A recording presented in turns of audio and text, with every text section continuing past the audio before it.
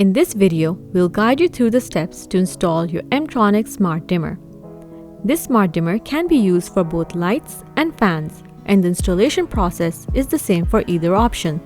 To start, turn off the AC supply from the fuse or circuit breakers for safety.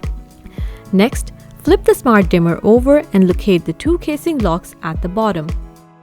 Insert a slotted screwdriver, twist gently, and remove the tempered glass cover. Using a cross-slot screwdriver, unscrew the terminal screws and connect the wires according to the labels on the back of the panel. Once connected, securely tighten the screws. Next, fit the panel into the wall and secure it with the provided screws using the slotted screwdriver. Slide the tempered glass cover back on, pressing until you hear a slight click, ensuring it's securely in place.